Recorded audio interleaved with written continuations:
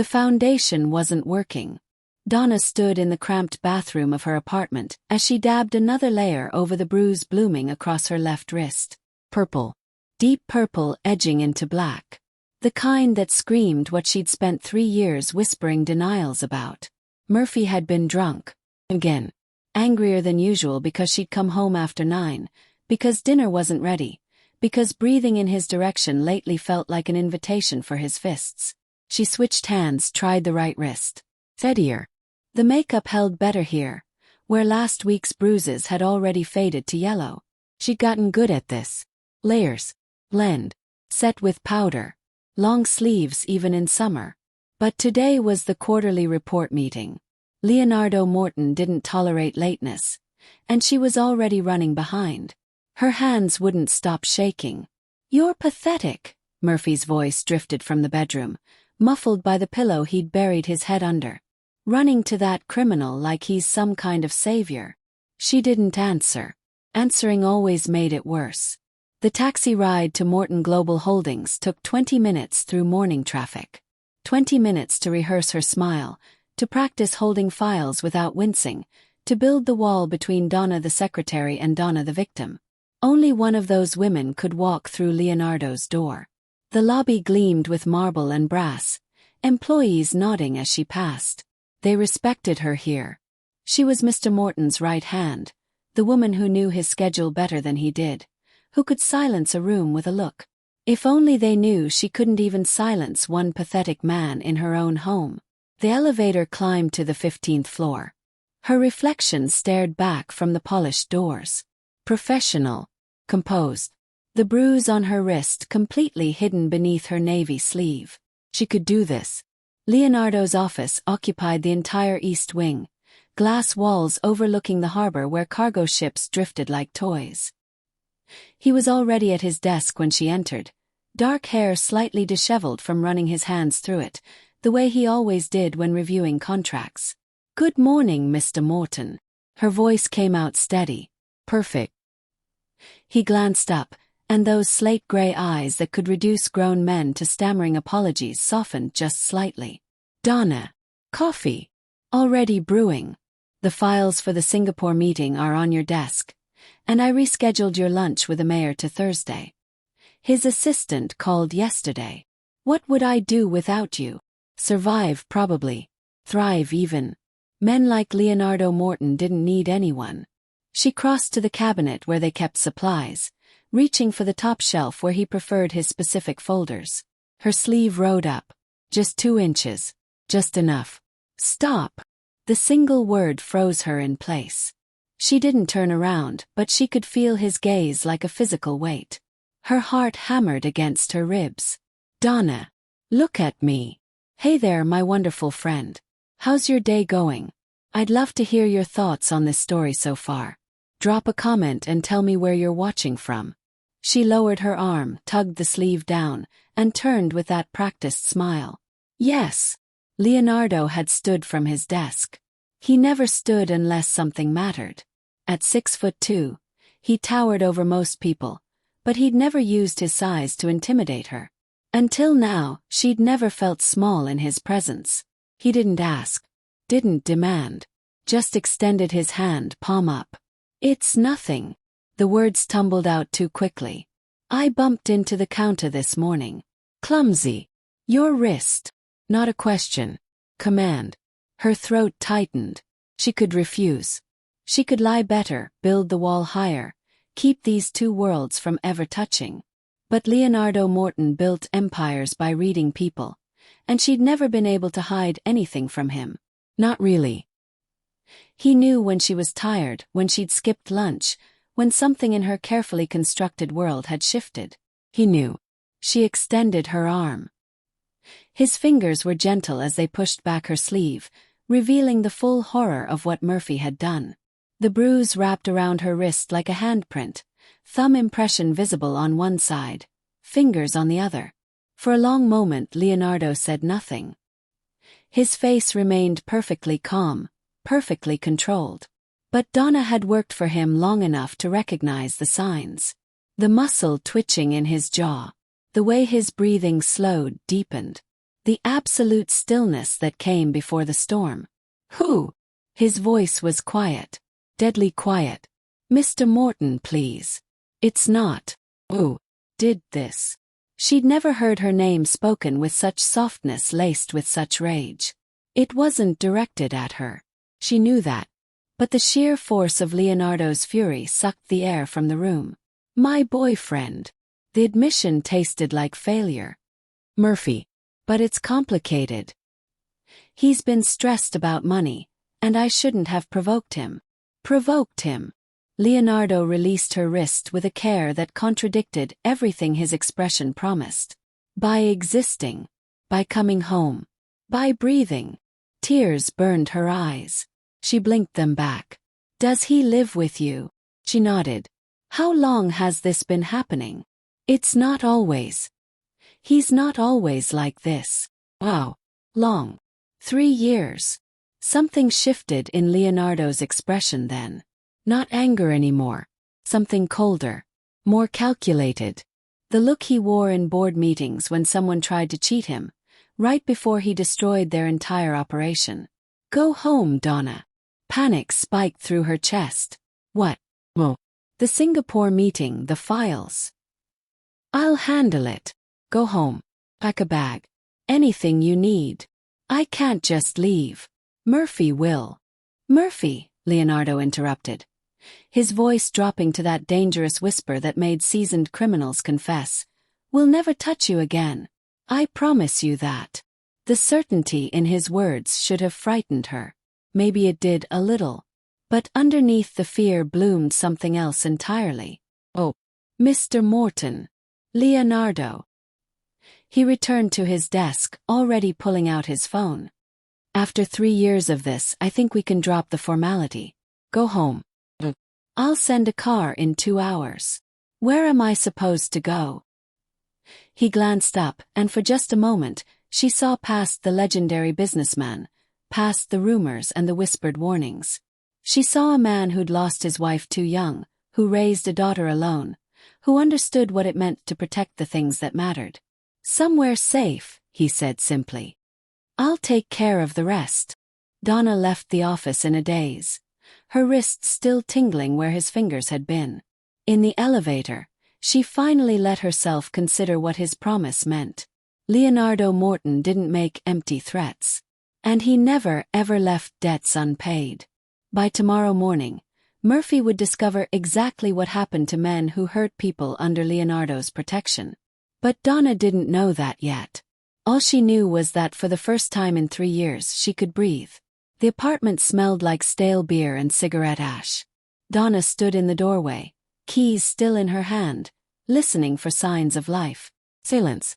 Murphy must have gone out. Probably to the bar on 5th Street where he spent her paychecks buying rounds for strangers, playing the big man while she worked 60-hour weeks to keep the lights on. She had 2 hours. Maybe less. Her hands still shook as she pulled the suitcase from the top of the closet. Dust rained down, coating her hair. She hadn't traveled anywhere in years. Murphy didn't like her going places without him, and taking him anywhere meant paying for everything while he complained. What did you even pack when your entire life fit into borrowed space? Oh, the few nice pieces she'd bought for work, buried behind the cheaper items Murphy didn't criticize. Toiletries. Her mother's necklace, the only thing she had left from before the accident. The photograph of her and her sister, both of them laughing at some long-forgotten joke. Her sister would have told her to leave years ago, would have shown up with a baseball bat and a moving truck. But cancer didn't care about timing, and Donna had buried her 2 months before meeting Murphy, when grief made her vulnerable and his attention felt like a life raft. Some life raft. More like an anchor. She was zipping the suitcase when she heard the key in the lock. Her blood turned to ice. Murphy stumbled through the door, reeking of whiskey at 11 in the morning. His eyes were bloodshot, shirt stained with something she didn't want to identify. When he saw her standing there with a suitcase, his expression shifted from confusion to rage in half a heartbeat. Going somewhere. Donna's mouth went dry. Just organizing. Spring cleaning. Spring cleaning. He laughed, ugly and sharp. With a packed suitcase. You think I'm stupid? But saying that would get her killed. He crossed the room in 3 strides, grabbed her arm. His fingers dug into the same bruise from yesterday, and she couldn't stop the gasp of pain. You're leaving me. After everything I've done for you. I gave you a home, You live in my apartment rent-free and haven't worked in 2 years. The words escaped before she could stop them. His hand rose. The door exploded inward. Donna had never seen the man who entered, but she recognized the type immediately.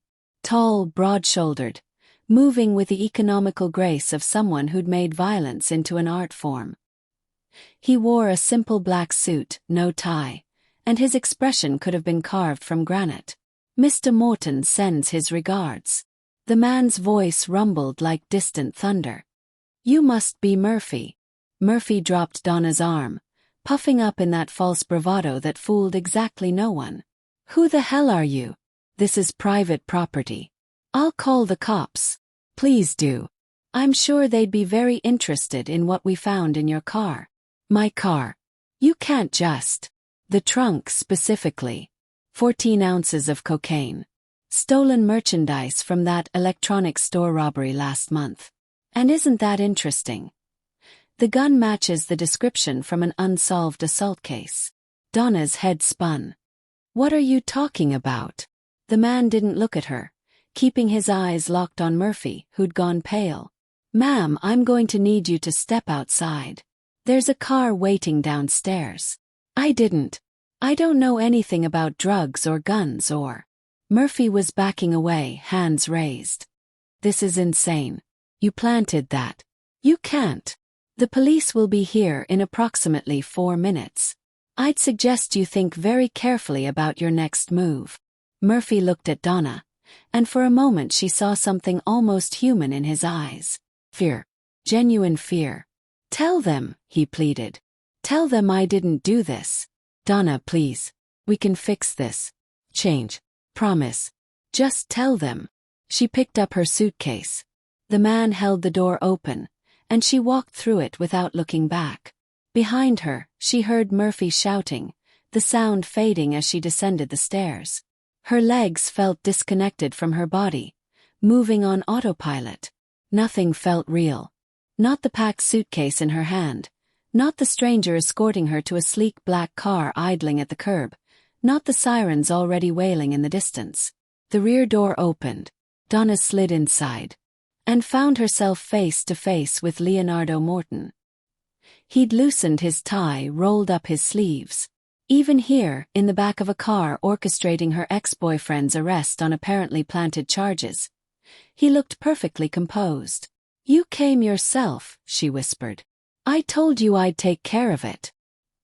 He nodded to the driver, and the car pulled smoothly into traffic. How are you? How was she? Her boyfriend was being arrested. Her home was no longer safe. Her entire life had been dismantled in under 2 hours. Did you really plant drugs in his car? Leonardo was quiet for a moment, watching the city slide past the tinted windows. The drugs were already there. Murphy has been dealing for 6 months, small-time distribution. The merchandise took some arranging. The gun was... let's call it insurance. You framed him. I ensured he'd face consequences for his actions. There's a difference. Is there? He finally looked at her, and his expression was so calm it made her chest ache. He put his hands on you, Donna. He hurt you. Repeatedly. For years. What did you think I was going to do? Have a conversation. File a report that goes nowhere while he continues using you as a punching bag. You can't just decide. I already did. No apology. No justification. Just fact. He'll be processed, assigned a public defender who's overworked and underpaid. And by tomorrow he'll be in county lockup awaiting trial. The evidence is overwhelming. He'll take a plea deal within the week. The casual certainty in his voice should have terrified her. This was the Leonardo Morton everyone whispered about, the man who built empires and buried enemies, who operated by his own code. But all she felt was exhausted relief.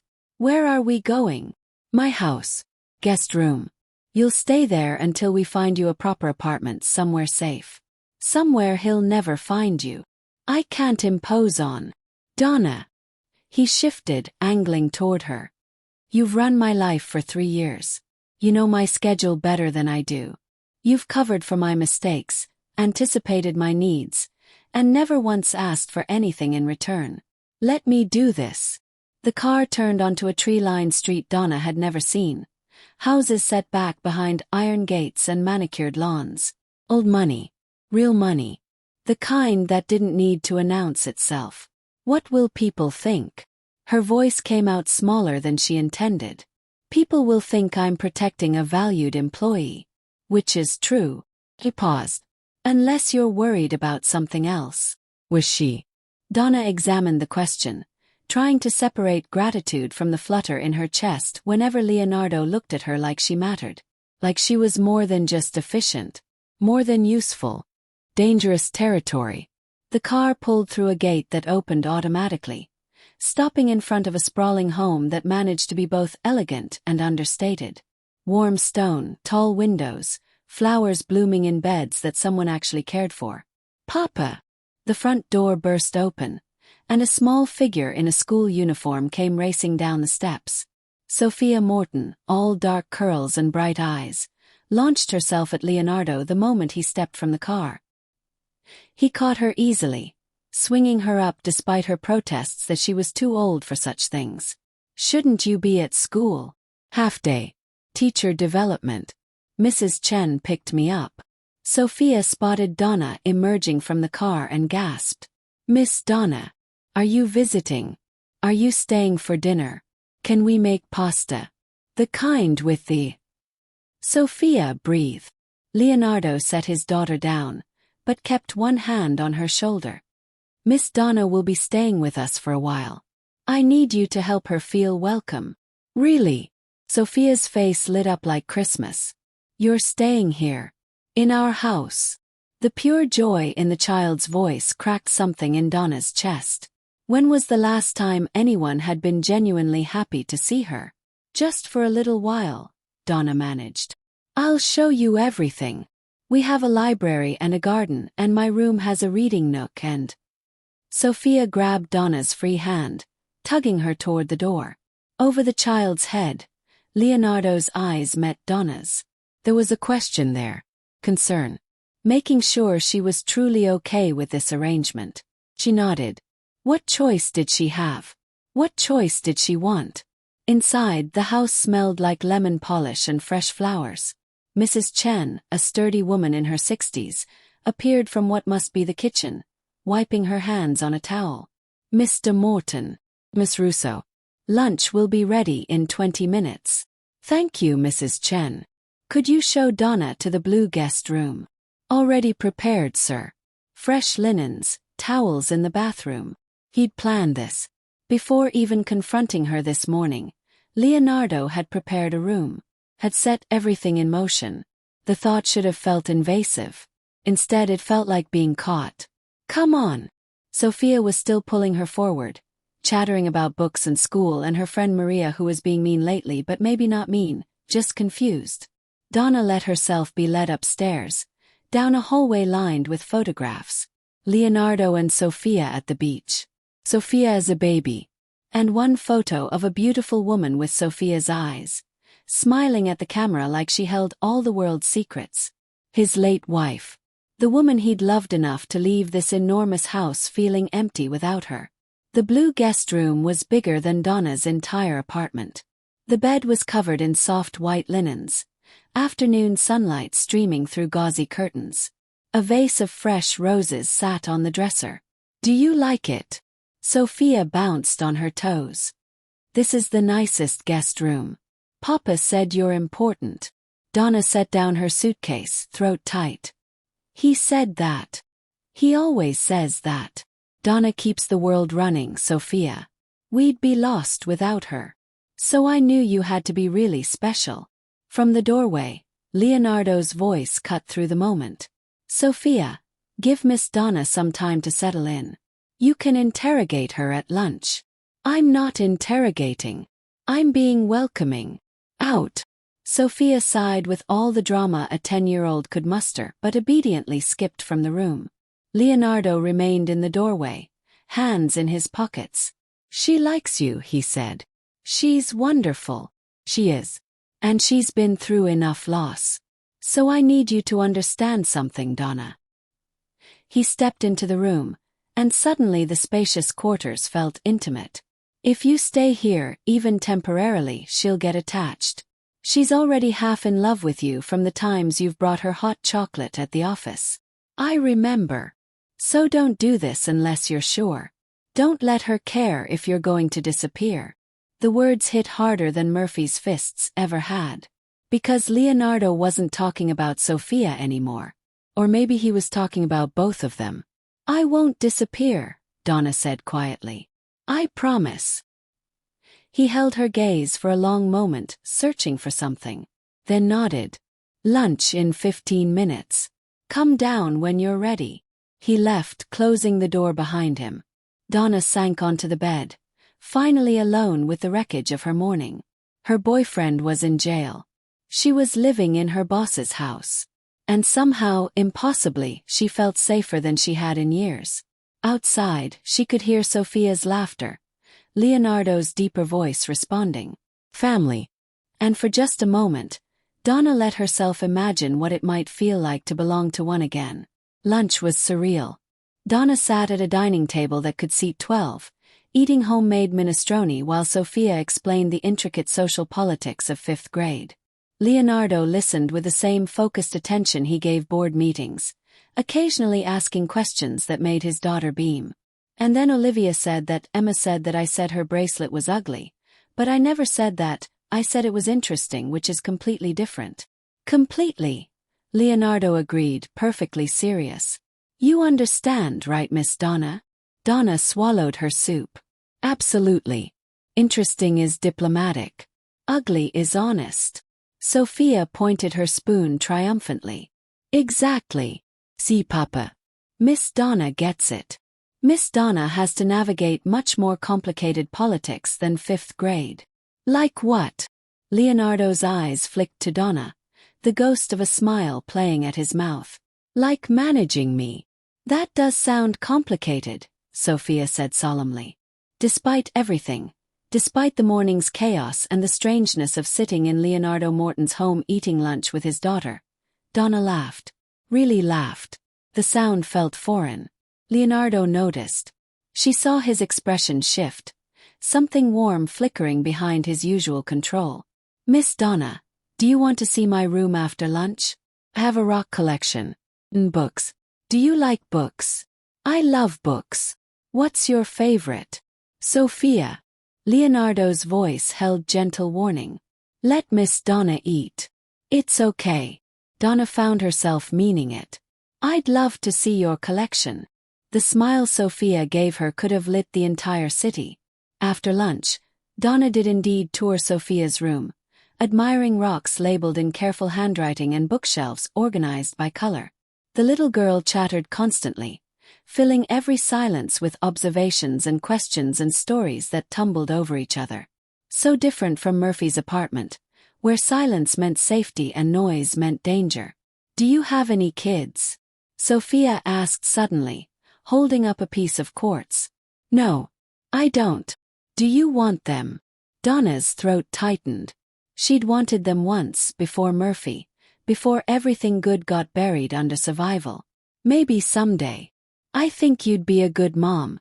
You're patient. And you smile with your eyes. Thank you, sweetheart.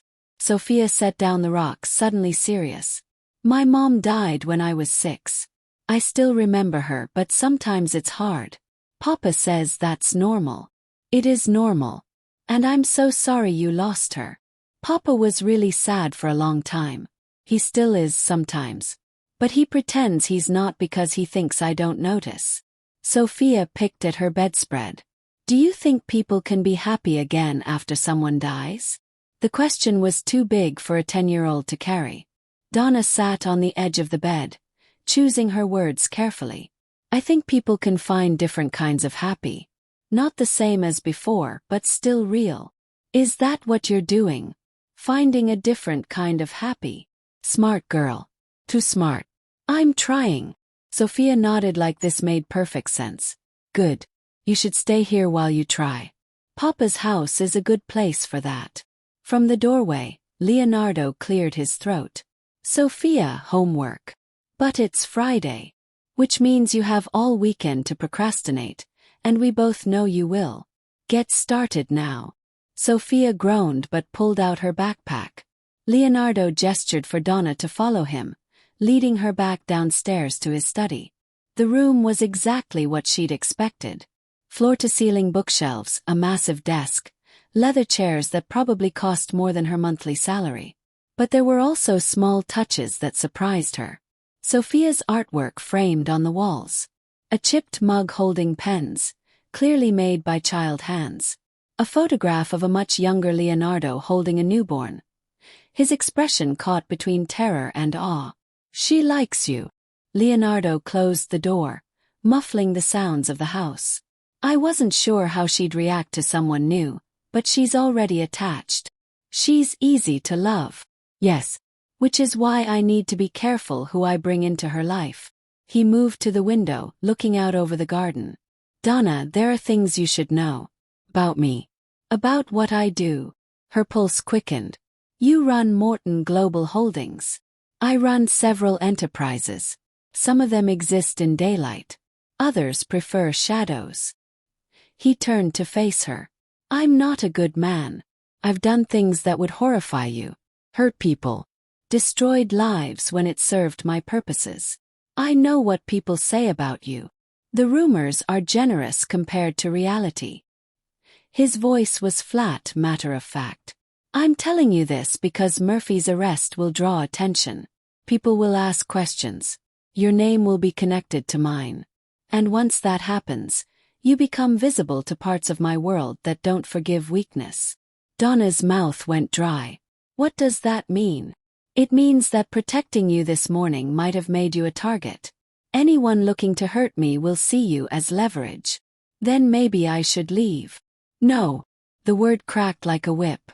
Leonardo crossed to her in 3 strides, close enough that she could smell his cologne, something subtle and expensive. You're safer here than anywhere else. But you need to understand what you're walking into. I'm not walking into anything. You made this choice for me. I did.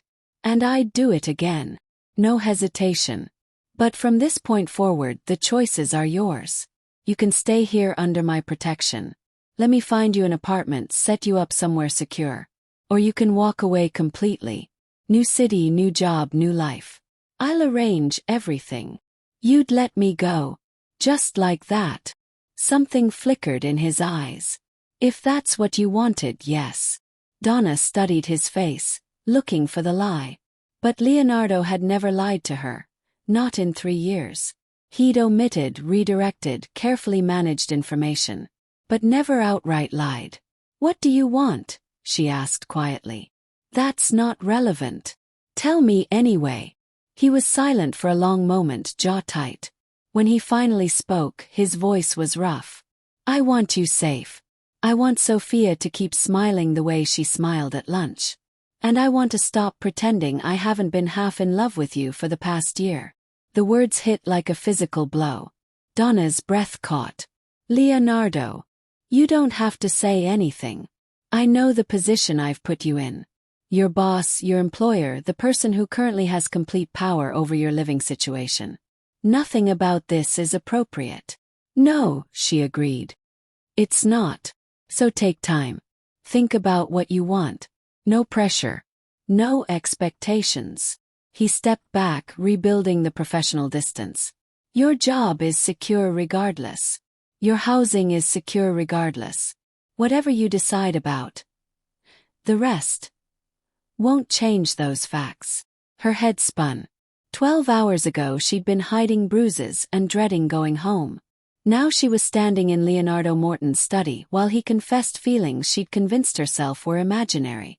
I need air, she whispered. The garden. Through the back. Take all the time you need. Donna fled. The garden was beautiful, all flowering trees and stone pathways, but she barely saw it. Her mind raced, trying to process everything. Leonardo had feelings for her. Real feelings. Leonardo, who could destroy lives with a phone call. Who'd framed her boyfriend and had him arrested within hours. Who operated in shadows and admitted to horrors she couldn't imagine. Leonardo, who'd noticed her bruises when no one else had. Who'd protected her without being asked. Who looked at his daughter like she hung the moon and stars. Which version was real? Or were they both real, two sides of the same complicated man? Her phone buzzed. Unknown number. Her finger hovered over the decline button, but something made her answer. Donna Russo. Yes. This is Detective Sarah Chen with the City Police. I need to ask you some questions about Murphy Davila and your relationship with Leonardo Morton. Donna's blood turned to ice. What kind of questions? The kind best asked in person. Can you come to the station? Or I can come to you. I understand you're currently residing at Mr. Morton's home. How did she know that? Murphy had been arrested hours ago. How were police already making connections? I'd prefer to speak with a lawyer first. That's your right, absolutely. But Miss Russo, if you're in danger, if Mr. Morton is pressuring you in any way, we can help. We've been building a case against him for months. Your testimony could be valuable. A case against Leonardo. For months. Donna's hand tightened on the phone. I'm not being pressured. Are you sure? Because from where we're sitting, your boyfriend gets arrested on convenient charges right after you start living with your boss. That raises questions. I have nothing to say without a lawyer. Miss Russo. Donna ended the call. Her hands shook. The police were investigating Leonardo. They thought she was being coerced. Or they wanted her to turn on him, provide evidence, betray the man who'd saved her. The man who'd admitted to doing horrible things. The man who'd just confessed he was falling in love with her. He should run. Should take his offer of a new city, new life. Escape before she got dragged into whatever darkness surrounded Leonardo Morton. But when she looked back at the house, she saw Sophia's face pressed against an upstairs window, waving enthusiastically. And she thought about lunch. About laughter. About feeling safe for the first time in years. Whatever came next, whatever consequences followed, Donna realized she'd already made her choice. She was staying. The question was whether that decision would save her or destroy her. Donna didn't tell Leonardo about the phone call. She told herself it was because she needed time to think, to process what the detective had said. But the truth sat heavier in her chest. She was protecting him. Already choosing sides before she fully understood what the sides even were. That first weekend passed in a strange, suspended reality. Sophia dragged her through the gardens, teaching her the names of flowers Mrs. Chen had planted. They baked cookies that burned on the bottom because neither of them remembered to set the timer. Leonardo worked in his study but emerged for meals, for Sophia's bedtime, for quiet moments on the back terrace as the sun set. He didn't push. Didn't mention what he'd said in his study. Just existed in her orbit, patient and present. On Sunday night, after Sophia had gone to bed, Donna found him in the library. He sat in one of the leather chairs, reading glasses perched on his nose, looking more relaxed than she'd ever seen him at the office. "Can't sleep?" he asked without looking up from his book. "Too quiet." "I'm used to." She trailed off. Used to listening for Murphy's footsteps. Used to calculating how drunk he was by the heaviness of his tread. Leonardo closed the book. Takes time to feel safe. Even after the danger is gone. "How do you know?" "My wife died in a car accident. 4 months afterward, I'd wake up at 3 in the morning checking on Sophia, convinced something would take her too. The brain doesn't let go of fear easily." Donna settled into the chair across from him. "Do you still wake up?" "Sometimes. Less now." He removed his glasses, and she was struck by how young he looked without them. Vulnerable. "But I still check on her every night before I sleep." "That's not fear. That's love. Maybe they're the same thing." The conversation felt too intimate for the foot of space between them. Donna should leave, go back to her room, maintain distance. Instead, she stayed. The detective called me, she said quietly. Leonardo went very still. When? Friday. After our conversation. What did they want? To ask questions about you. About Murphy's arrest. They said they've been building a case. I know. Detective Sarah Chen, Organized Crime Division. She's been trying to find something actionable for 18 months. Leonardo's voice was calm, almost clinical. What did you tell her? Nothing. I said I wanted a lawyer. Smart. She'll call again. I know. Donna leaned forward. Leonardo, what exactly are they investigating? He considered her for a long moment, clearly weighing how much truth to share. Money laundering, racketeering, connections to organized crime. The usual accusations that come with old family names and complicated business structures. Are the accusations true? Some of them. My grandfather built this family's fortune through less than legal means. My father expanded it. I've spent 15 years legitimizing our operations, but some doors don't close easily. Some partnerships can't be dissolved without consequences.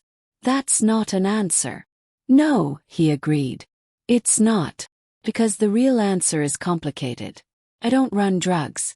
I don't traffic people. I don't hurt innocents. But do I have connections to people who do? Do I sometimes leverage those connections for business purposes? Am I clean enough to survive Detective Chen's investigation? He paused. Probably. But not definitely. The honesty was worse than a lie would have been. A lie she could have dismissed, rationalized. The truth sat between them like a living thing. If they find something, they'll arrest me. I'll be processed, arraigned, likely released on bail given my ties to the community and lack of flight risk. Then months of legal proceedings, media attention, and Sophia's life becoming a circus. Oh God! Sophia. Exactly. Leonardo stood, moving to the window. Which is why I've been very, very careful. My lawyers are excellent. My records are immaculate. And the people who could testify against me have significant reasons to keep quiet. Fear. Mutual benefit. Everyone in my world has something to lose. Donna's stomach turned. This was the reality behind the beautiful house and the homemade cookies. Behind Sophia's laughter and the safety Donna had felt for 3 days. I should go. She stood abruptly. This was a mistake. I shouldn't be here. Donna. You're under investigation. The police think I'm either a victim or a potential witness. Every day I stay here makes it worse. Or safer. Leonardo turned from the window. If you leave now, it looks like you're running. Guilty conscience. Detective Chen will pursue you harder.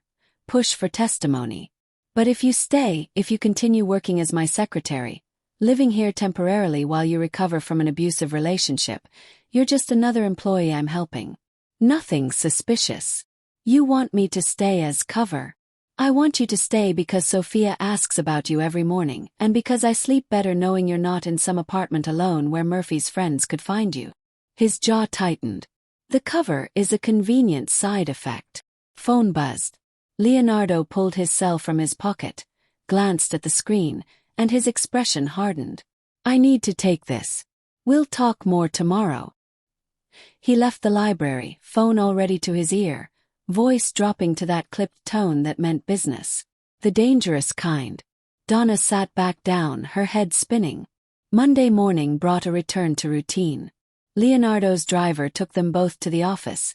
Sophia safely delivered to school first. The little girl had hugged Donna goodbye with the casual affection of a child who'd already decided they were important. See you at dinner, Miss Donna. At the office, everything was normal. Too normal. Donna fielded calls, managed Leonardo's schedule, prepared briefings for meetings. Her co-workers asked about her weekend with the polite disinterest of people who didn't really want to know. Only Sean Wells, the company's CFO, seemed genuinely curious.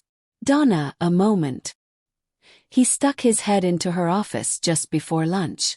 Sean had always been kind to her. Mid-50s, silver-haired, with a gentle manner that put people at ease. He'd worked with Leonardo's father and had known Leonardo since childhood. Of course. What do you need? Sean closed the door behind him, and something in Donna's chest tightened.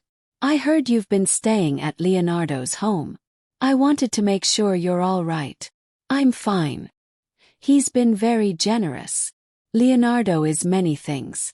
Generous isn't always one of them unless it serves a purpose. Sean settled into the chair across from her desk.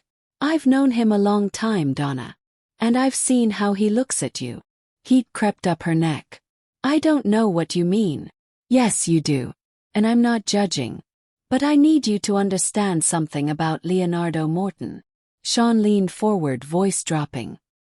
He's possessive. Once he decides something belongs to him, whether it's a company or a person, he doesn't let go. Ever. I'm not a possession. I know that. Does he? Sean pulled out his phone, tapped a few times, and turned it toward her. This was taken yesterday. The photograph showed Donna and Sophia in the garden, laughing as they tried to untangle a kite from a tree branch. It was a beautiful shot, candid and warm. It was also taken from outside the property, through the fence, with a telephoto lens. Who took this? Donna's voice came out strangled. I don't know. It was sent to me anonymously this morning along with a message. Morton's new weakness. Thought you should know. The room tilted. Why are you showing me this? Sean's expression was genuinely sympathetic. Because I like you, Donna. You're good at your job, and you deserve better than being caught in Leonardo's crossfire. People are watching him. Watching you. And they're not the police. Who then? Business rivals. Old enemies. People who'd love nothing more than to find leverage against Leonardo Morton. Sean pocketed his phone. I'm telling you this as a friend. Be careful. Leonardo may think he can protect you, but his protection comes with a price. He left before Donna could respond. She sat frozen at her desk, mind racing. Someone was watching the house. Watching her with Sophia. Building a file, gathering intelligence. She should tell Leonardo immediately. But something stopped her. The way Sean had said it. The concern in his voice. The photograph he'd shown her instead of taking directly to Leonardo. Sean was trying to help her. Trying to warn her. Or was he? Donna pulled up Sean's file on her computer. She'd worked with him for 3 years. Processed his expenses, managed his meeting schedules. Reliable, steady Sean who'd been with the company for decades. On impulse, she dug deeper. Financial records. Transaction histories. Things she technically had access to but rarely examined closely. Or a series of payments to an LLC she didn't recognize. Large payments monthly for the past 6 months. The kind of payments that didn't match any vendor or service provider she knew. Her hands shook as she cross-referenced the dates. The payments had started exactly 1 week after Detective Sarah Chan had opened her investigation into Leonardo. Well, it couldn't be. But as Donna stared at the screen, pieces clicked into place. Sean's gentle warnings. His concern about her relationship with Leonardo. The way he'd shown her that photograph instead of taking it to his boss. Sean was feeding information to someone. The police. Leonardo's enemies. Either way, he was the leak. And he'd just told her she was a target. Donna's phone rang. Leonardo's internal line. My office. Now. The command in his voice sent ice through her veins. She grabbed her tablet and crossed the floor on shaking legs. Leonardo stood at his window, back to her. Close the door. She did. I just received a very interesting phone call from our security team. Apparently, someone breached our home network over the weekend. Uploaded spyware to the security system. They've been watching the cameras remotely for 3 days. Donna's mouth went dry. The cameras. All of them. Garden. Always. Living areas. He turned, and his expression was carved from ice. Someone has been watching my daughter. Watching you. In my home. Leonardo, I need to tell you something. Sean showed me. I know what Sean showed you. I know about the photograph. Because I've had Sean under surveillance for 2 months. Leonardo's voice was deadly quiet. He's been selling information to the Calabrese family. My competitors. My enemies. The betrayal hit like a fist to the stomach. Kind, gentle Sean who'd worked with Leonardo's father. How long have you known? Long enough. I was waiting to see how far he'd go. What he'd give them. But bringing you into it. Leonardo's control cracked just slightly. Showing you that photograph was a threat, Donna. He was telling you that you're exposed. That they know about you. Why would he threaten me? To scare you into leaving. To remove you from the equation before you become too valuable to me. Leonardo crossed to her, and she saw genuine fear behind his anger. They're right. You are my weakness. You and Sophia. And now they know it. Donna's knees went weak. This wasn't a movie. This wasn't some dramatic story where danger was abstract and consequences were theoretical. This was real. People were watching her, cataloging her movements, planning how to use her against Leonardo. What do? We. Leonardo's expression softened just slightly. You should run. Let me get you out of the city. Out of the country if necessary. And Sophia. You're just going to let them threaten your daughter.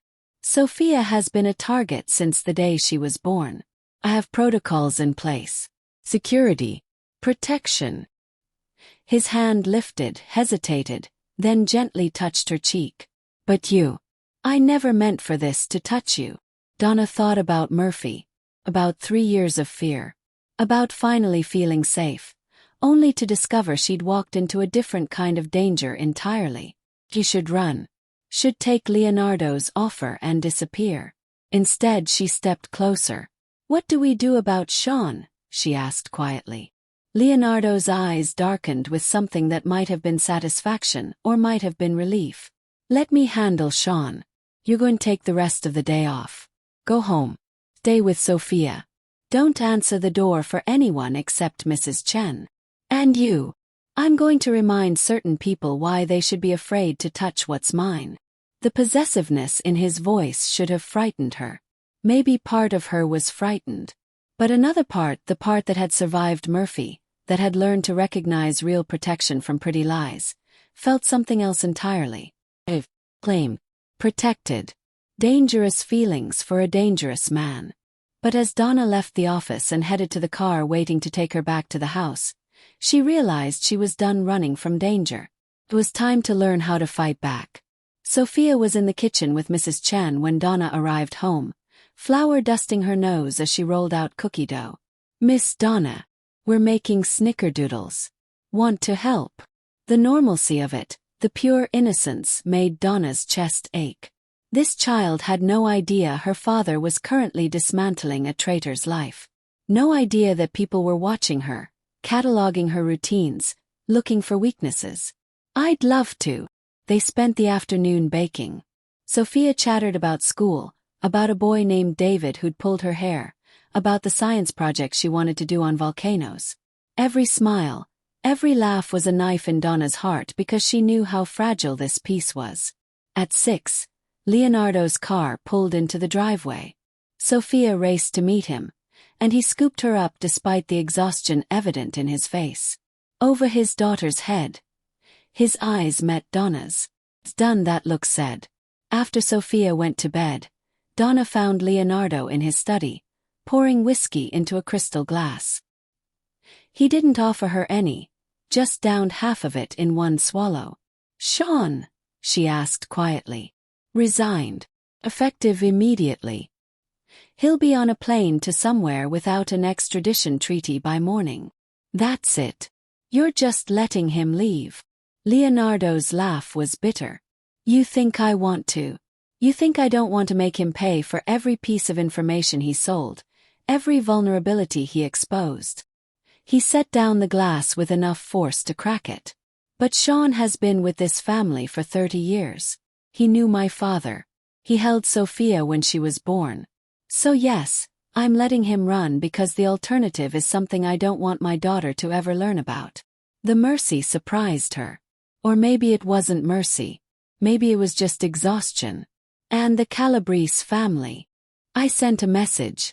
Made it clear that you and Sofia are off limits. That touching either of you means war. And they're not ready for that war. Will they listen? They'd be stupid not to. Something in his voice made Donna's stomach tighten. What did you do, Leonardo? He didn't answer, just poured more whiskey. She should leave it alone. Should accept the protection he was offering and not ask questions about the cost. But she'd spent 3 years not asking questions, hiding from truth, and look where it had gotten her. What did you do? She repeated. Leonardo turned, and the look in his eyes stopped her breath.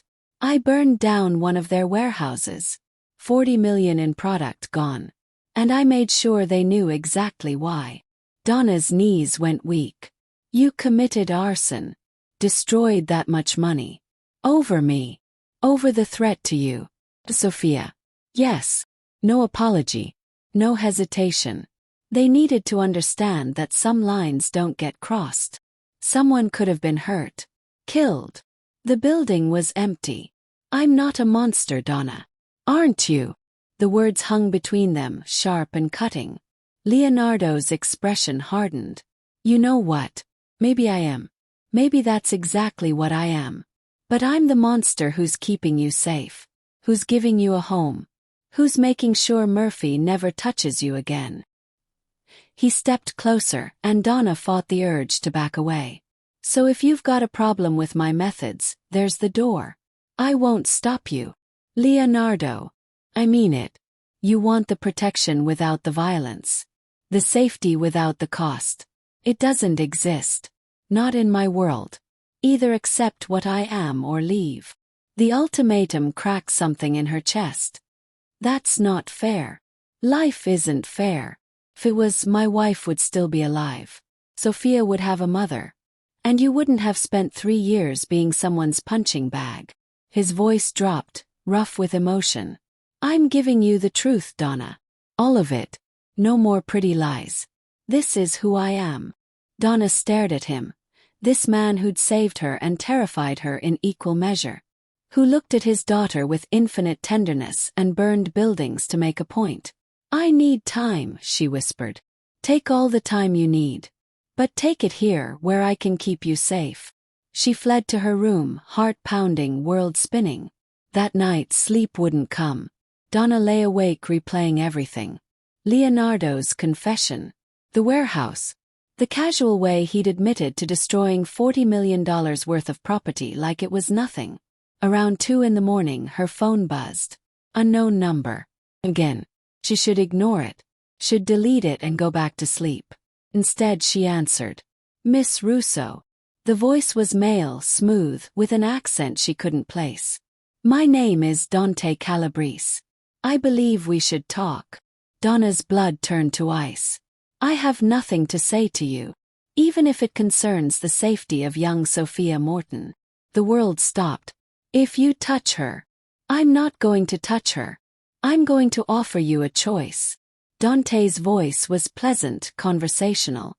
Leonardo burned down my warehouse tonight. 40 million in losses. Normally that would require retaliation. Blood for blood. But I'm a reasonable man. What do you want? Information.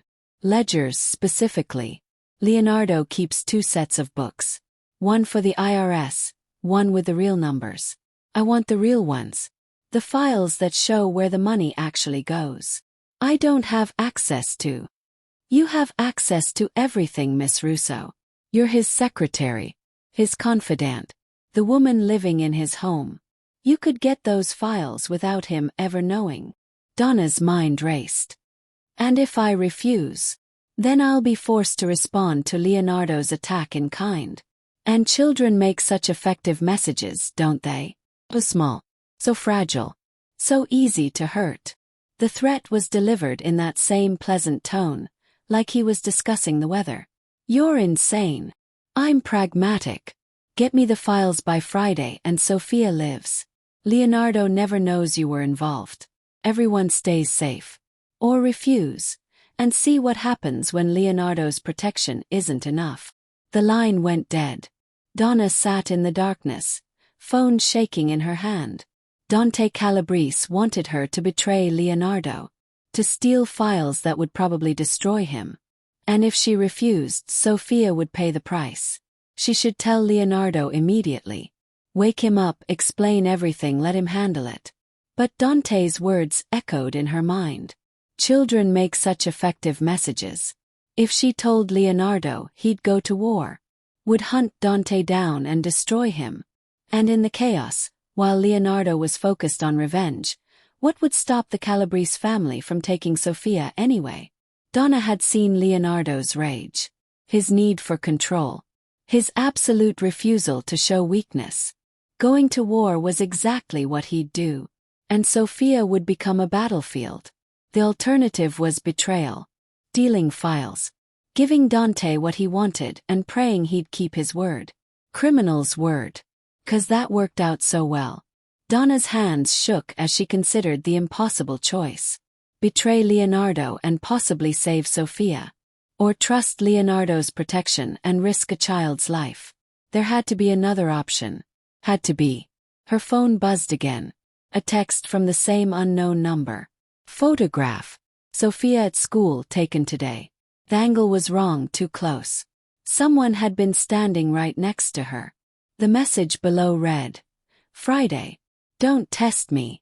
Donna barely made it to the bathroom before she vomited. The next 3 days were a special kind of hell. Donna went through the motions, smiled at Sofia, managed Leonardo's schedule, pretended everything was fine while her mind spun through scenarios, each worse than the last. She could go to the police. But they'd wanted her testimony against Leonardo anyway. They'd use this as leverage, push her to become an informant. And if the Calabrese family had people inside the police department, which they probably did, Sofia would be dead before any protection could be arranged. She could run, take Sofia and disappear. But Leonardo would find them. And even if he didn't, the Calabrese family would. Or she could do what Dante wanted. Betray the man who'd saved her. Wednesday night, Leonardo found her in the library, staring at a book she wasn't reading. You've been quiet. He settled into the chair across from her. Did I scare you the other night? With the warehouse? But that wasn't what was eating her alive.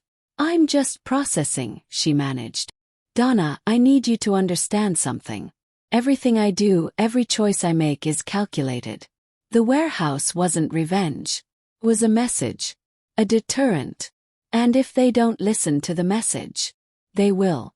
The Calabrese family is ambitious but not stupid. They won't risk open war over one warehouse. He sounded so certain, so confident in his ability to control the situation. He had no idea they'd already made their move. What if you're wrong? Donna's voice came out smaller than she intended. What if they retaliate? Then I'll handle it.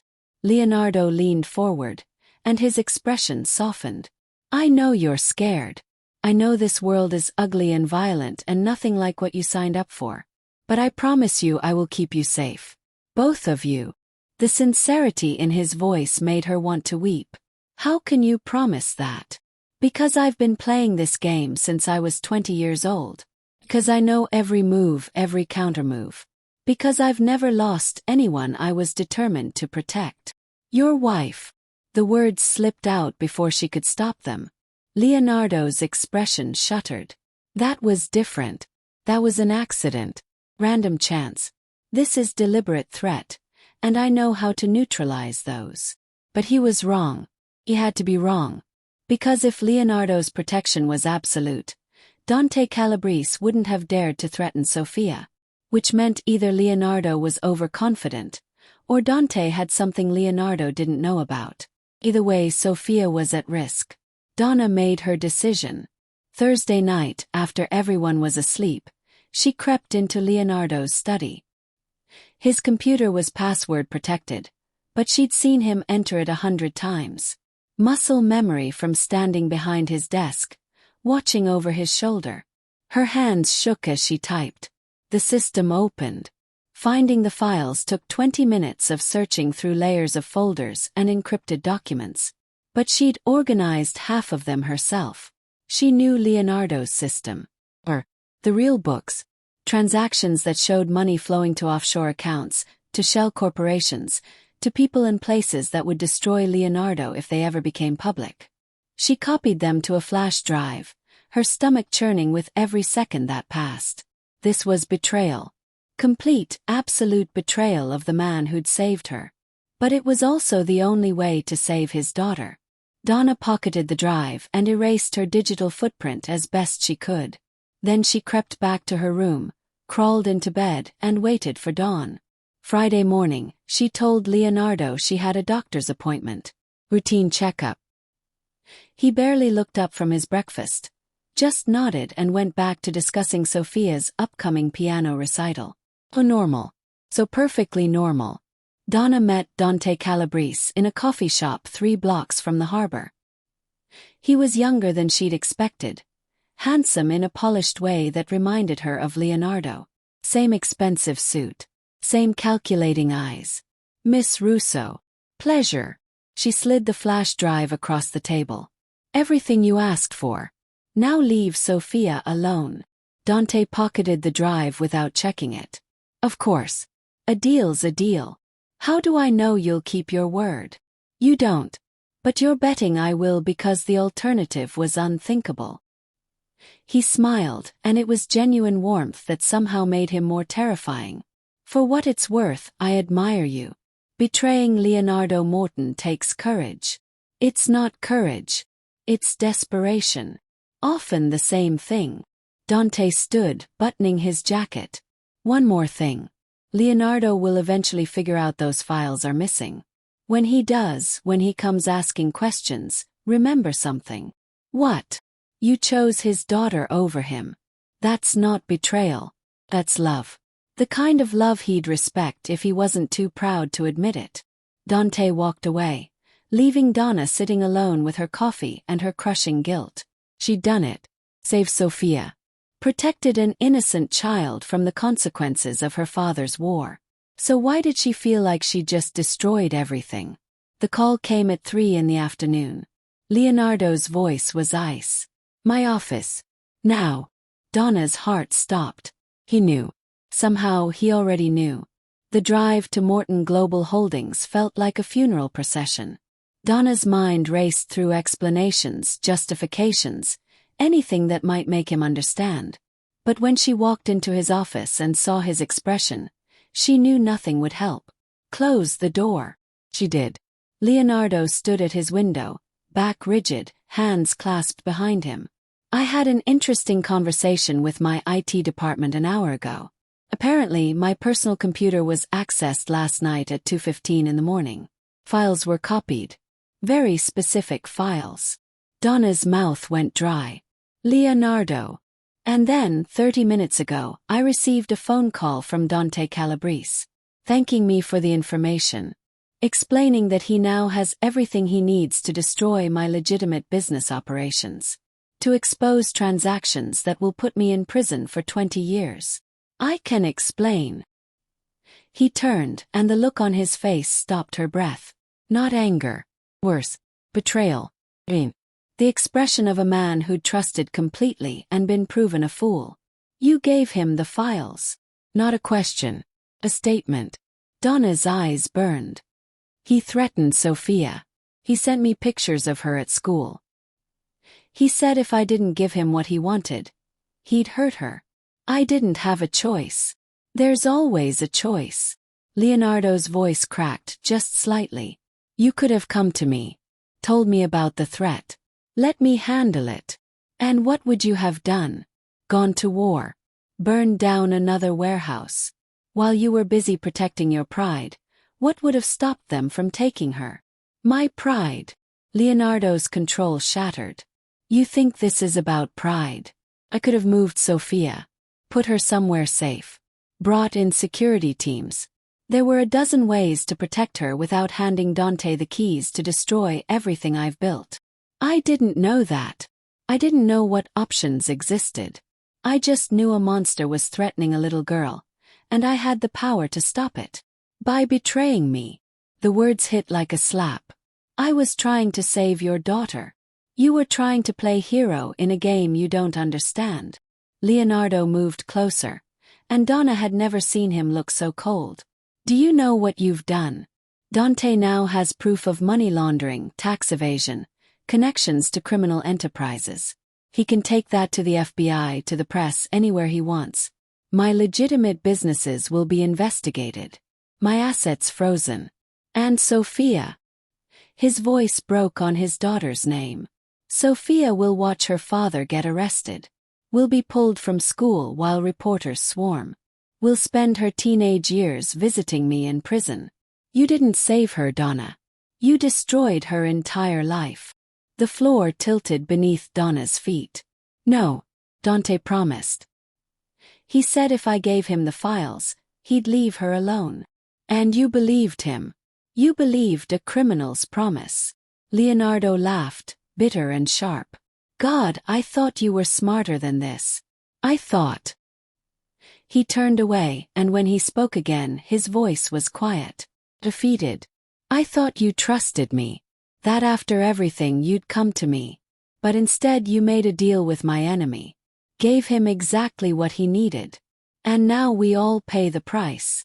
Donna's tears finally spilled over. I was trying to protect her. Trying to keep her safe. By becoming the very thing that threatens her.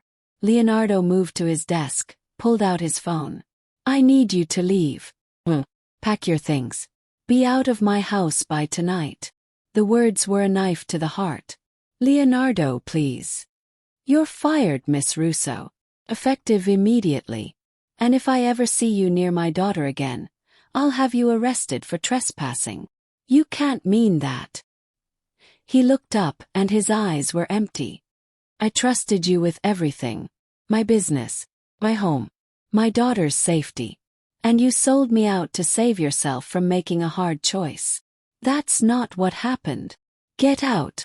Donna stumbled from the office, tears blinding her. The elevator ride down felt endless. Employees stared as she passed, and she knew they could see it.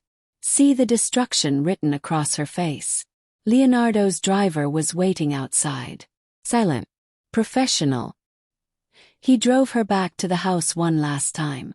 Sophia was at school. Thank God for small mercies. Donna packed quickly, shoving clothes into her suitcase. Hands shaking too hard to fold anything properly. Mrs. Chan appeared in the doorway. Her expression sympathetic but distant. Mr. Morton called. I'm to ensure you leave the premises. I know. I'm going.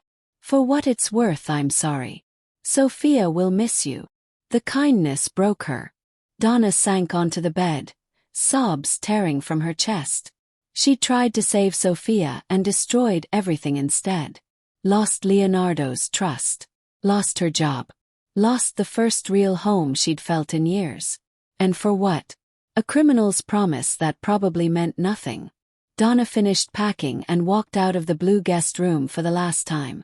Down the stairs where Sophia had dragged her that first day. Through the kitchen where they'd baked cookies. Past the library where Leonardo had confessed his feelings. All of it gone. Burned to ash by one terrible decision. The driver took her to a hotel. Cheap, anonymous, the kind of place where no one asked questions. Donna paid cash for 3 nights and locked herself in a room that smelled like disinfectant and broken dreams. Her phone buzzed. A news alert. Morton Global Holdings under investigation. FBI raids downtown offices. Below was a photograph of Leonardo being led out in handcuffs. And in the background, barely visible, was Sophia, 10 years old, watching her father's arrest. Face frozen in shock and confusion. Donna's scream was silent, but it tore her apart from the inside. Dante hadn't kept his promise. He'd taken the files straight to the FBI. Had destroyed Leonardo anyway. And Sophia. God, Sophia. The little girl who'd shown her rock collections and asked if people could be happy again after someone died. Donna had promised she wouldn't disappear. Had promised Sophia she was staying. Another lie. Another betrayal. Her phone rang. Leonardo's number. She answered with shaking hands. I'm so sorry. I'm so Save it. His voice was rough, exhausted. I'm out on bail. My lawyer says the charges are serious. Federal. I'm looking at 20 years minimum. Leonardo, I never meant. I know what you meant. And I know why you did it. But intentions don't fix this, Donna. Nothing fixes this. Silence stretched between them, heavy with everything that could have been. There's something else, Leonardo finally said. Dante sent me a message. Told me you gave him the files to protect Sophia. That he'd threatened her. Yes. He also told me he never intended to honor the deal. That he was using you from the beginning. He knew you'd betray me to save her, and he counted on it. The cruelty of it stole her breath. I'm sorry, she whispered. I'm so sorry. I know. But sorry doesn't undo what's done. Leonardo's voice cracked. I have to go. Lawyer's here. I just wanted you to know that Sophia asked about you. Asked when you were coming home. The line went dead. Donna collapsed on the stained hotel bedspread and cried until there was nothing left inside her. She'd wanted safety. Wanted protection. Wanted to save an innocent child. Instead, she'd destroyed the man she loved and traumatized the girl she'd tried to protect. And the worst part, the truly unbearable part, was that Dante had been right. She'd chosen Sophia over Leonardo. Had made the choice she thought was love. But love without trust was just another kind of betrayal. And now they'd all pay the price. 3 days in the hotel room. Donna barely left the bed except to use the bathroom. Room service trays piled up by the door, food untouched. Her phone buzzed constantly with calls from numbers she didn't recognize. Reporters, probably. Or worse. She ignored them all. The news played on a loop. Leonardo's arrest. Federal charges. Speculation about organized crime connections. And in every report, that same footage of Sophia standing frozen as her father was led away in handcuffs. Donna had done that. With good intentions and terrible judgment, she destroyed everything. On the 4th day someone knocked. Housekeeping. Go away. The knocking continued. Persistent. Donna dragged herself from the bed, yanked open the door ready to scream, and found Detective Sarah Chen standing in the hallway. Miss Russo. We need to talk. Donna tried to close the door. Sarah's foot blocked it. I'm not here to arrest you. I'm here because you're the key to understanding what actually happened. Let me in, or I'll get a warrant and make this official. What did it matter anymore? Donna stepped aside. Sarah entered, taking in the unmade bed, the ignored food, Donna's unwashed hair and 3-day-old clothes. Her expression softened slightly. When's the last time you ate? I don't remember. Sarah pulled out her phone, ordered food from somewhere nearby. Then she sat in the room's single chair and studied Donna with cop eyes that saw too much. You gave Dante Calabrese the files. Not a question. Donna sank onto the bed. Yes. Why? He threatened Sophia. Sent me pictures. Said he'd hurt her if I didn't cooperate. And you didn't think to tell Leonardo. To come to the police. Donna's laugh was broken. Tell the police who wanted Leonardo arrested anyway. Tell Leonardo, who would have gone to war and gotten his daughter killed in the crossfire. I made the only choice I could see. You made the choice you've always made. Sarah leaned forward. I've been investigating you too, Miss Russo. Your background. Murphy Davila. 3 years of abuse you never reported. Never asked for help. Just survived alone until Leonardo intervened. What's your point? My point is you have a pattern.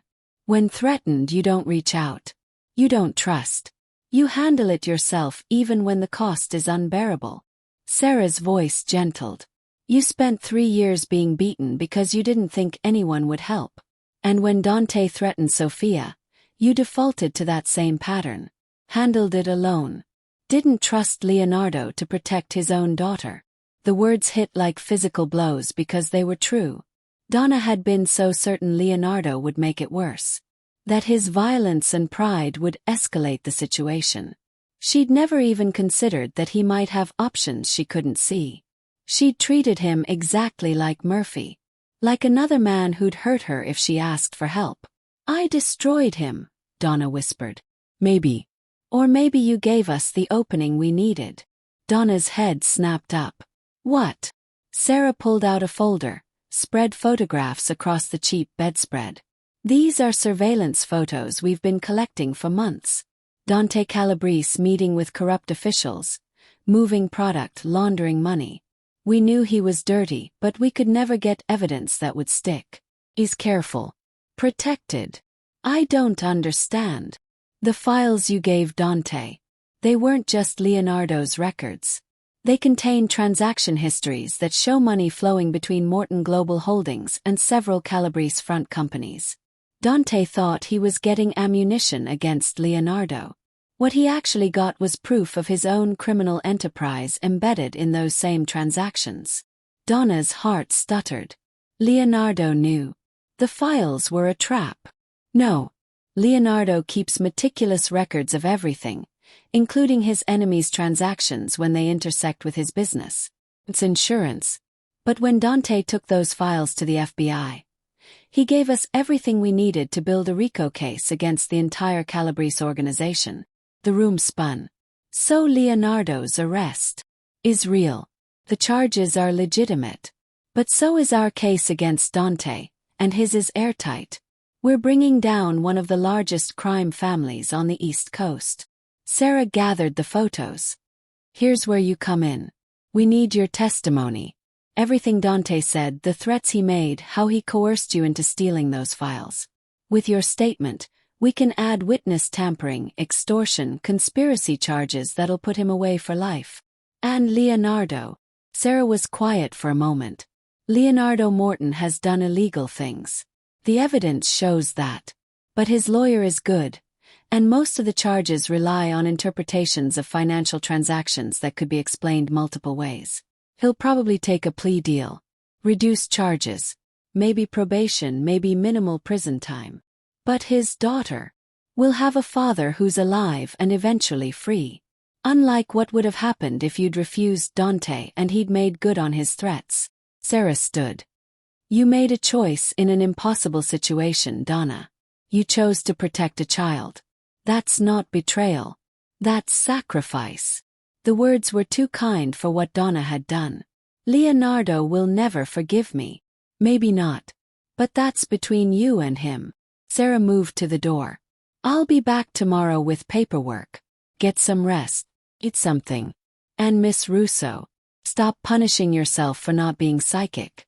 You did your best with the information you had. Sarah left. Donna sat in the silence, Sarah's words echoing. You have a pattern. You don't trust. You handle it alone. It was true. All of it. She'd survived Murphy by making herself small, by not asking for help, by enduring alone. And when faced with a real threat to Sophia, she'd reverted to that same survival mode. Never trusting that Leonardo might have solutions she couldn't imagine. Never believing she deserved to be protected the way she wanted to protect others. Always alone. Always surviving. Never actually living. The realization cracked something open in her chest. Her phone rang. An unknown number, but something made her answer. Miss Donna. Sophia's voice. Small and scared. Sophia. Sweetheart, are you okay? I'm at my friend Maria's house. Mrs. Chen is staying with me while Papa handles lawyer stuff. Everyone at school is being weird. They whisper when I walk past. And Papa won't talk about what happened. He just says everything will be okay, but his eyes are sad. Donna's throat closed. I'm so sorry, Sophia. Why did you leave? Papa said you had to go, but he won't tell me why. Did I do something wrong? No. No. You didn't do anything wrong. Then why does everything feel broken? 'Cause I broke it, Donna thought. 'Cause I made choices that hurt people I love. But she couldn't say that to a 10-year-old. Sometimes grown-ups make mistakes, Donna said carefully. Big mistakes that hurt people even when we're trying to help. And sometimes it takes a while to fix those mistakes. Can you fix it? Can you come home? Sophia called it home. Called Donna part of it. I don't know if I can, sweetheart. Will you try? Please. Papa's trying to be strong, but I know he misses you. And I miss you. It's lonely here without you. The tears came again, but softer this time. I'll try. I promise I'll try. Okay. Have to go. Mrs. Chen is calling. But Miss Donna, I don't care what anyone says. You're still my family. The line went dead. Donna sat holding the phone, Sophia's words burning in her heart. You're still my family. She'd spent 3 years with Murphy, never having family. Never having anyone who cared if she lived or died. And in 3 weeks with Leonardo and Sophia, she'd found something she didn't know she'd been missing. Belonging. And she'd thrown it away because she didn't trust it. Didn't trust herself to deserve it. But Sophia trusted her. Despite everything, that little girl still believed Donna belonged. Maybe it was time to start believing it too. Donna stood, looked at herself in the mirror. Unwashed hair, hollow eyes. The ghost of Bruises long faded but never truly gone. She'd survived Murphy by enduring. By making herself small and waiting for it to be over. But this wasn't something to survive. This was something to fight for. Leonardo might never forgive her. Probably wouldn't. But she could still do the right thing. Could testify against Dante. Could help protect Sophia from the monster who'd used Donna's fear against her. Could stop surviving and start actually fighting back. Donna picked up her phone and called Detective Chen. I'll testify. Whatever you need. I'll do it. Good. Come to the station tomorrow. We'll go over everything. There's one more thing I need. A favor. What kind of favor? Donna took a breath. I need to see Leonardo. Before the trial. Before everything becomes official. I need to talk to him. Sarah was quiet. He might not want to see you. I know. But I have to try. For Sophia. For myself. I have to try. I'll see what I can do. Donna ended the call and finally took a shower. Washed away 3 days of despair. Got dressed in clean clothes. Ordered food and forced herself to eat. She couldn't fix what she'd broken. Couldn't undo the betrayal. But she could stop hiding from the consequences. She could fight for the family she'd found and lost. And maybe, just maybe, she could learn to trust that she deserved to be fought for too. Detective Chen arranged the meeting for the next evening. Neutral territory. A cafe near the harbor. Closed to the public for an hour. Just Donna, Leonardo, and armed federal agents outside in case things went wrong. Donna arrived first. Hands shaking as she ordered coffee she wouldn't drink. Then Leonardo walked through the door. He looked exhausted. Lines around his eyes she'd never noticed.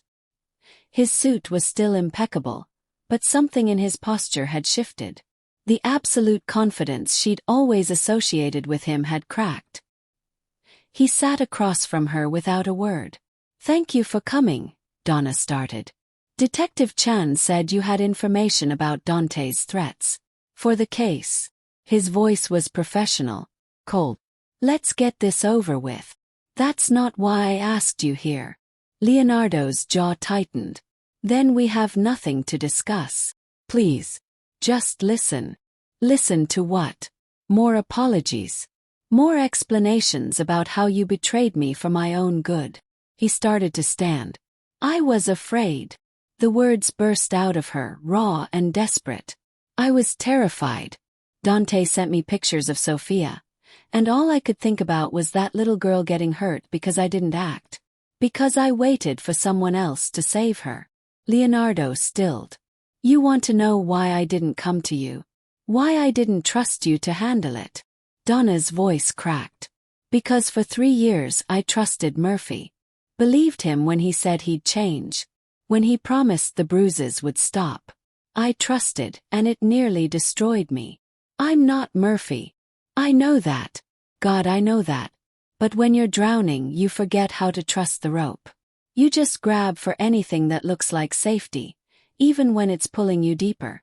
She leaned forward, desperate for him to understand. I made the wrong choice. I know that now. But I made it because I was trying to save your daughter with the only tools I had. fear and sacrifice. Leonardo was quiet for a long moment. You should have trusted me. You're right. I should have. But trust isn't a switch I can just flip after 3 years of abuse. Something I have to learn. Something I'm trying to learn. And what? I'm supposed to just forgive you because you had a hard past. The anger in his voice was desperate hurt. Donna, I'm facing 20 years in prison. Sophia is being bullied at school. Our lives are destroyed. I know. And I can't fix that. But I can testify against Dante. Can help make sure he pays for what he did. To both of us. She reached across the table, stopped just short of touching his hand. And I can tell you the truth. That I love you. That I love Sophia. That you were the first people in years who made me feel like I belonged somewhere. Leonardo's eyes met hers, and she saw everything in them. Anger. Pain. And underneath it all, something that looked like longing. Love isn't enough, Donna. No. But it's a start. And maybe trust can be built piece by piece if you let it. He pulled back, stood. I need to think. About all of this. That's all I'm asking. Just think about it. About whether what we had is worth fighting for. Leonardo walked to the door, stopped. Without turning around, he said, Sophia asked about you. Every day. She doesn't understand why you left. What did you tell her? That sometimes people make mistakes. That we have to decide if we can forgive them. He finally looked back. I haven't decided yet. Then he was gone. Donna sat in the empty cafe. Coffee cold, heart pounding. It wasn't forgiveness. But it wasn't final rejection either. It was a chance. Fragile and uncertain but real.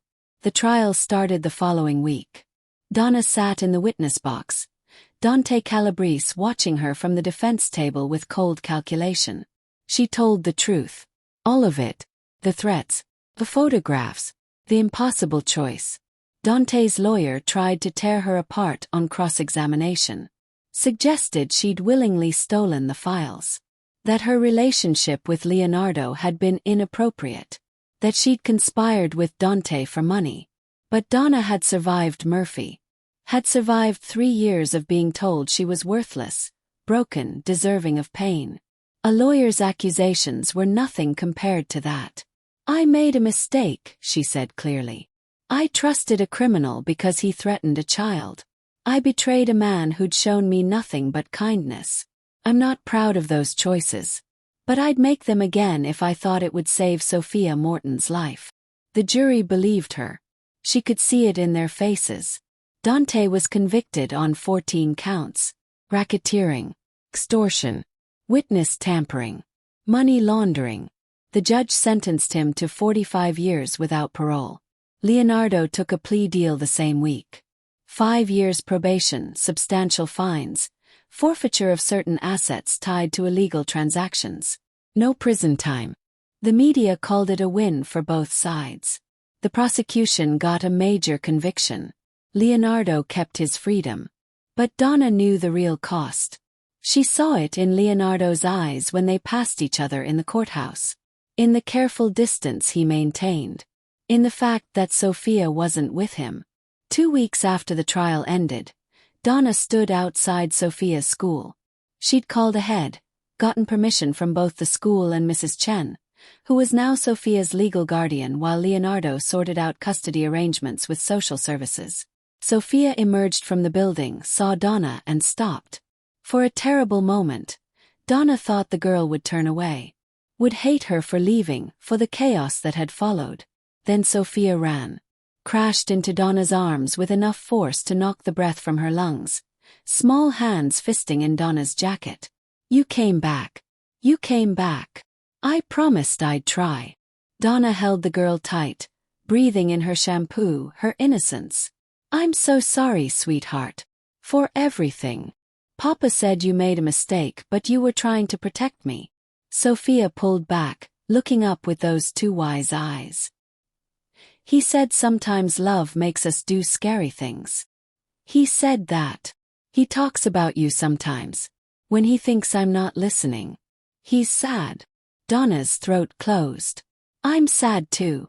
Then fix it. Grown-ups are always saying they can't fix things, but you can. You just have to be brave. Sophia grabbed her hand. Come to my piano recital next week. Please. Papa will be there. You can talk to him. Sophia, I don't think. Please. You promised you wouldn't disappear. You promised. And Donna had promised this child who'd already lost her mother that she wouldn't abandon her too. Okay, she whispered. I'll be there. Sophia beamed. Good. Because I've been practicing really hard, and I want you both to see. The piano recital was held in the school auditorium. Donna sat in the back, watching parents and families fill the seats. Leonardo arrived late, slipping into a row near the front. He didn't see her, or pretended not to. Sophia played beautifully. A simple piece, but performed with the concentration and joy of a child who loved music. When she finished, she looked out into the audience, found Leonardo, then kept searching until she spotted Donna. Her smile could have lit the world. After, in the chaos of families congratulating their children, Sophia pulled both Leonardo and Donna aside. I have something to say. Her voice was small but determined. I know things are complicated. I know Miss Donna made mistakes and Papa is hurt. But you're both my family. And I need you to fix this because I can't lose anyone else. Leonardo's expression cracked. Sophia. I lost Mama. I almost lost you to jail.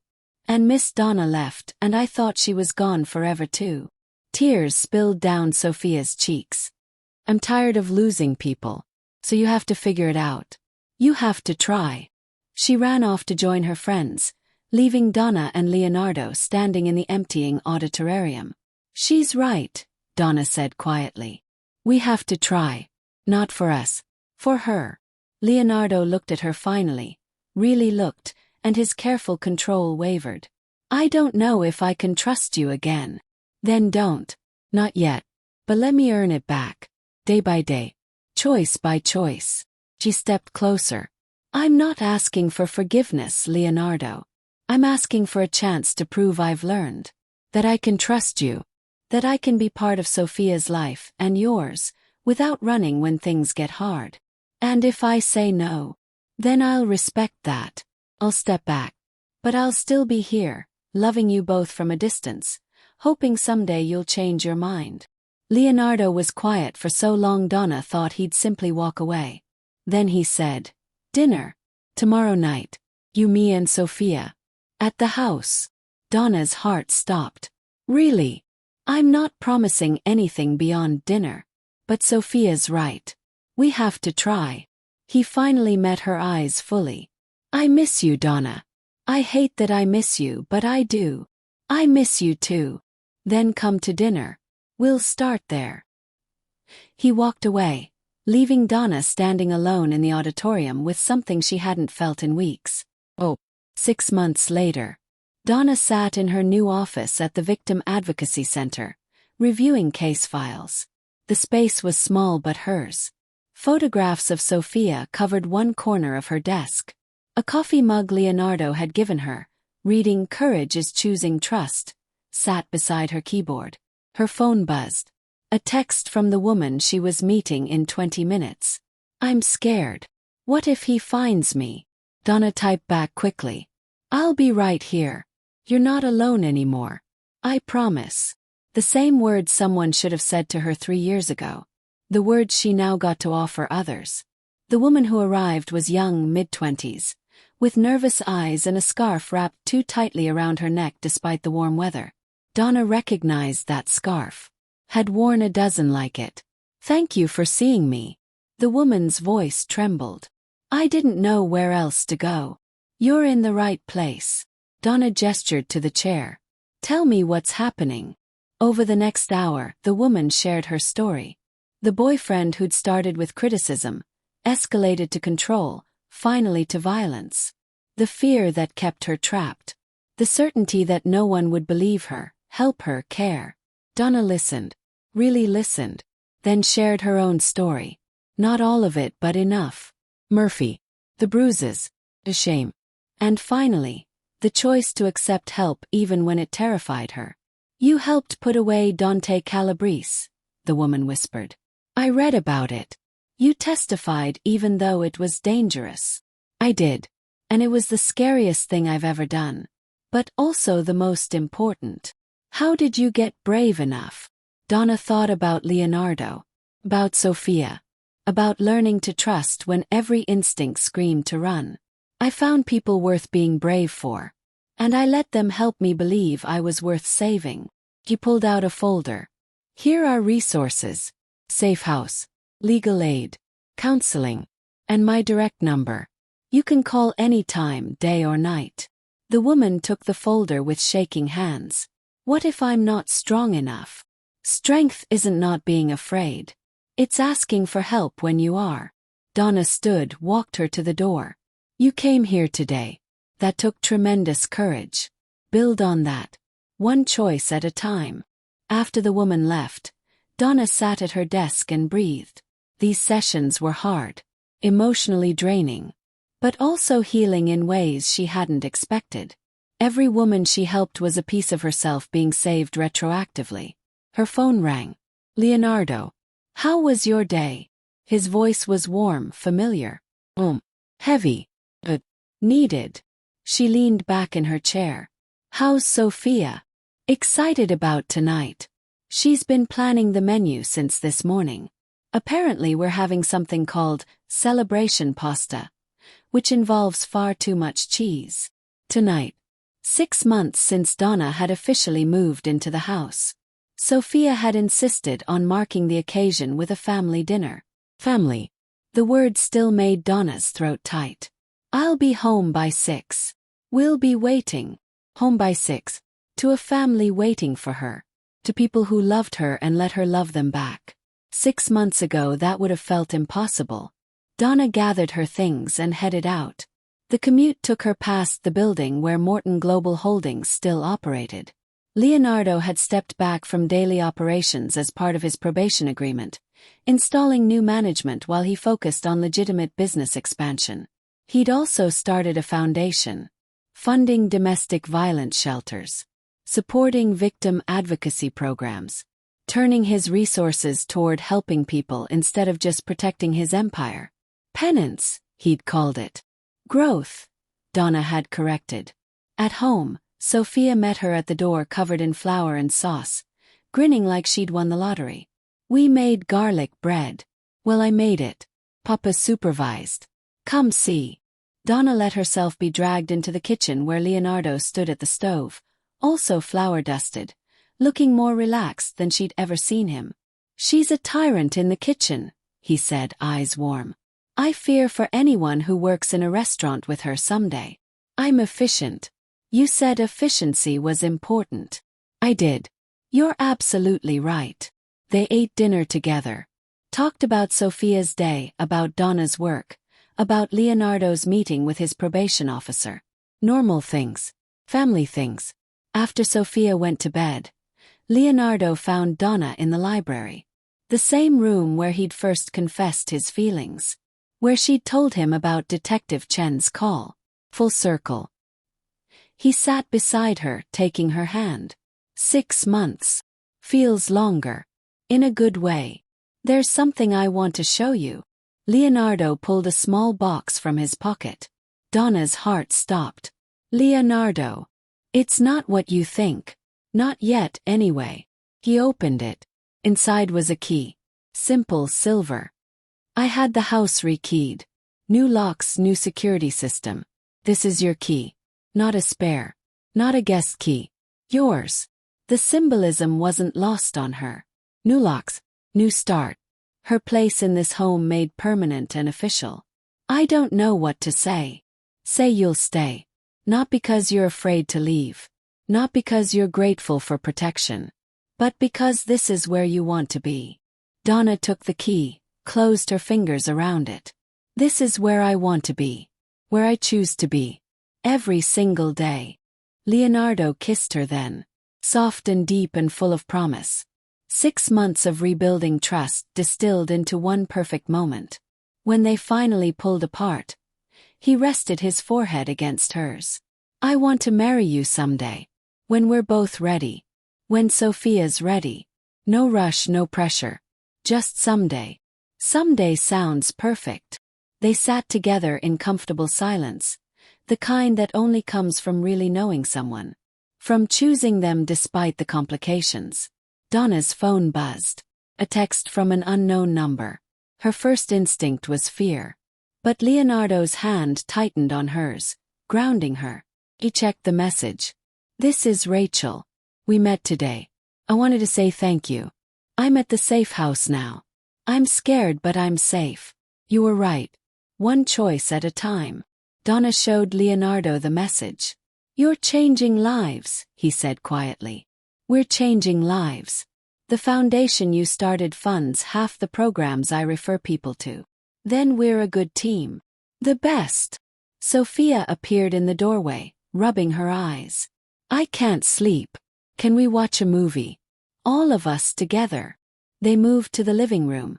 Sophia curled between them on the couch. Put on some animated film Sophia had seen a dozen times. Halfway through, the little girl fell asleep, head on Donna's shoulder. Leonardo carefully lifted his daughter, carried her upstairs.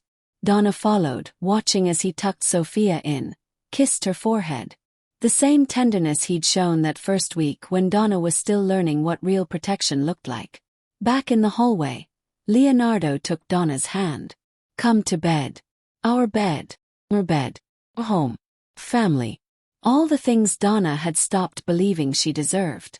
All the things she'd learned to accept through trust and time and choosing courage over fear. Later, lying in the darkness with Leonardo's arm around her, Donna thought about the woman she'd been 6 months ago. Terrified. Alone. Convinced that safety meant solving everything herself. And the woman she was becoming. Brave enough to ask for help. Strong enough to offer it. Whole enough to love and be loved. The scars remained. Probably always would. She still had moments of panic when someone raised their voice. Still fought the urge to make herself small when conflict arose. But she also had Leonardo, patient and steady, reminding her she was safe. Had Sophia, loving her with the uncomplicated acceptance of a child who'd chosen her as family. Had meaningful work that turned her pain into purpose. Had a future that looked nothing like her past. "What are you thinking about?" Leonardo's voice was sleepy. "How far we've come. How grateful I am." "Me too." He pulled her closer. "Thank you for not giving up. On yourself. Thank you for giving me a reason not to." Outside, the city hummed with late-night traffic. Tomorrow would bring new challenges. More women seeking help. More healing to do. More trust to build. But tonight, Donna let herself simply be. Loved. Everything she'd survived had led her here. To this man. This child. This life. And she wouldn't change a single painful step if it meant losing what she'd found. Donna drifted toward sleep, Leonardo's heartbeat steady beneath her ear. Her phone buzzed one last time on the nightstand. Another unknown number. Another message. But this time, Donna smiled and ignored it. Whatever came next, whatever challenges tomorrow brought, she'd face them the way she'd learned to face everything now. Not alone. Together. With people who loved her. Who she trusted. Who made her brave. And that made all the difference. In the morning she'd check the message. Would handle whatever it contained with Leonardo beside her. But tonight, she simply closed her eyes and let herself rest. Finally, truly, completely home.